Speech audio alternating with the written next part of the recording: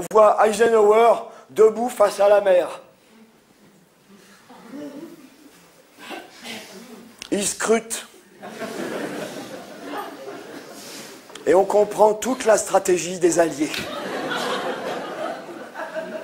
Il fait pas beau, il y a des grosses vagues, il est obligé de retarder le débarquement. Eisenhower scrute l'horizon. Mais il ne scrute pas comme nous quand on cherche des pièces de monnaie dans le caniveau. Non, là, il scrute et personne ne peut le déranger. Il y a son aide de camp qui s'approche de lui, il lui fait non de la tête comme ça. Vous voyez bien que je scrute. Je ne suis pas en train de chercher des pièces de monnaie dans le caniveau. Et il se remet à scruter avec un jet genre « Dites-lui qu'il me foute la paix !»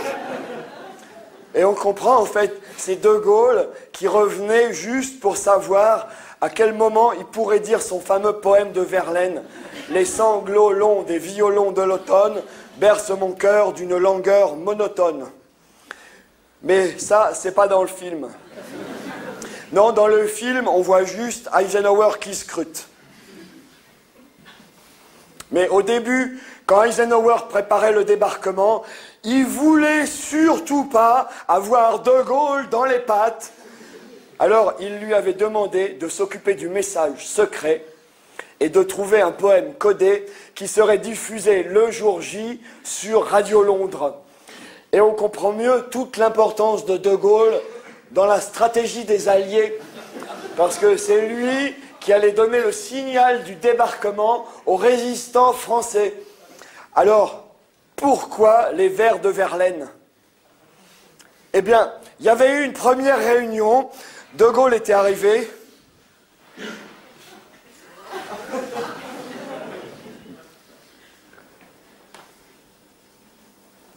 Pardon.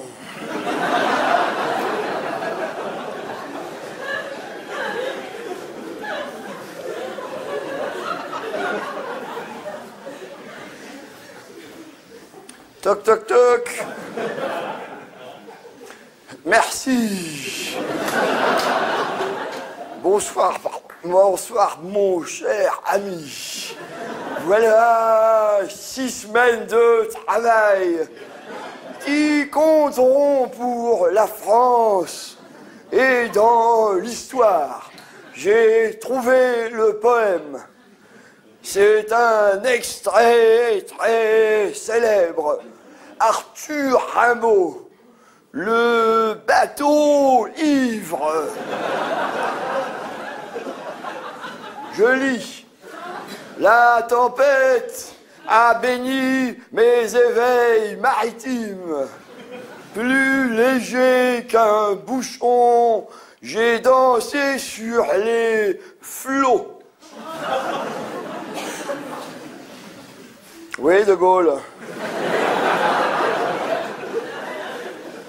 Oui, c'est très beau, De Gaulle. Mais il n'y a pas quelque chose qui vous choque, De Gaulle? Dans ce poème secret et codé. Il n'y a rien qui vous choque? Non, mon cher ami, je ne vois rien de choquant dans ce poème. Vous pouvez le relire, De Gaulle? Oui, merci, oui. La tempête a béni les éveils maritimes. Toujours rien? Continuez. Sur les flots. Il n'y a rien qui vous choque, De Gaulle? Je vais vous dire ce qui ne va pas, De Gaulle. C'est très beau, mais ça ne rime pas. Et effectivement, mon cher ami, autant pour moi, effectivement, ça ne rime pas. En fait, Eisenhower, il s'en fichait complètement de la rime. Il avait dit ça pour ne pas vexer De Gaulle. Parce qu'il ne pouvait pas lui dire « Mais enfin, De Gaulle, on vous demande un poème codé !» Est-ce que vous pouvez comprendre qu'il faut un poème qui ne parle surtout pas de traversée maritime, de flot, et encore moins d'Angleterre et de Normandie? Est-ce que vous pouvez comprendre ça, De Gaulle? Il ne pouvait pas lui dire ça parce que ça aurait envenimé leur relation. Alors, il avait simplement dit, la rime, C'est très beau, De Gaulle, mais ça ne rime pas, vous comprenez? Oui, mon cher ami, je vous ai compris. Alors, il y avait eu une deuxième réunion, merci. Et alors là, pour le coup, De Gaulle était arrivé avec un poème qui rime. Oui. Je sais. Toc, toc, toc. Merci. Bonsoir, mon cher ami. Voilà 3 semaines de travail supplémentaires qui compteront pour la France. Oui, De Gaulle, le poème. Et dans l'histoire, j'ai trouvé le poème qui rime. C'est un extrait très célèbre. Victor Hugo. Océano Nox. Je lis. Oh, combien de marins, combien de capitaines qui sont partis vaillants pour des courses lointaines.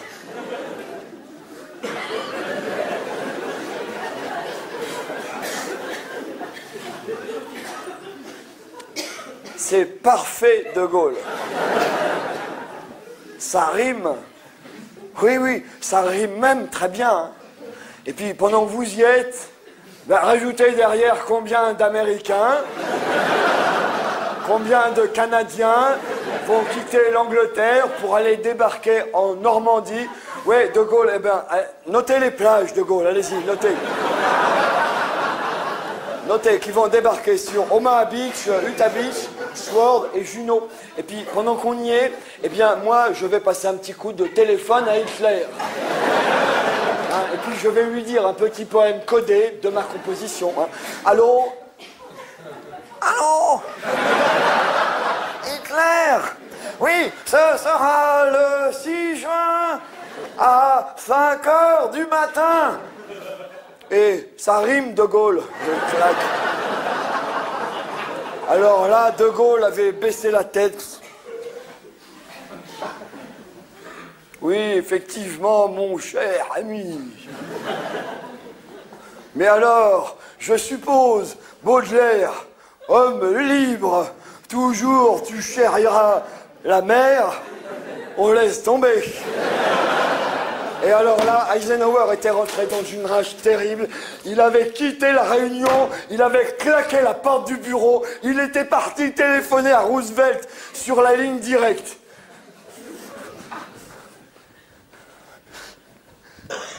Président Eisenhower, président, on a un grave problème avec De Gaulle.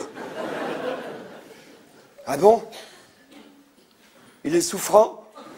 Oui, président. Non, président. Il n'est pas souffrant. Non, il est con. Pardon, vous avez dit con, Eisenhower. Oui, oui, président, j'ai dit con. Il est con, il est chiant.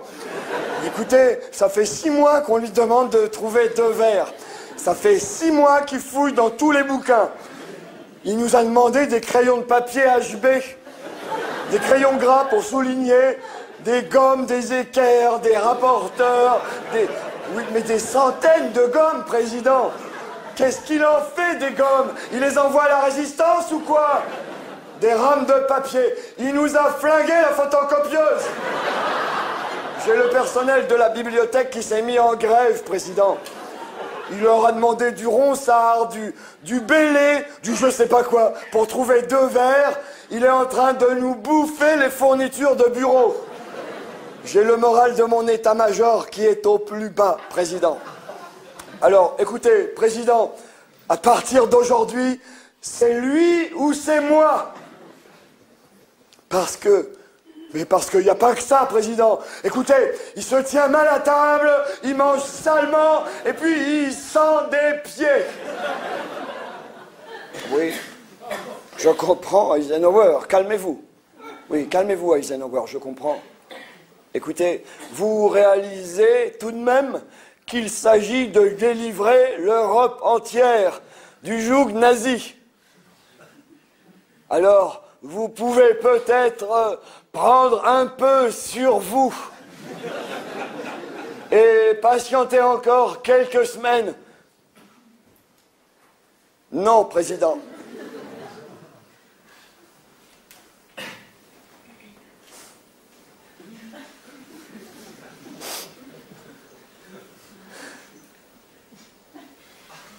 Président. On est au bout du rouleau.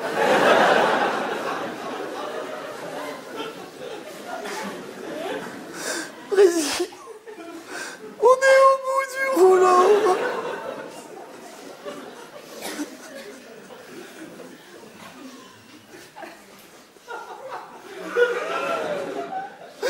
Président, on est au bout du rouleau.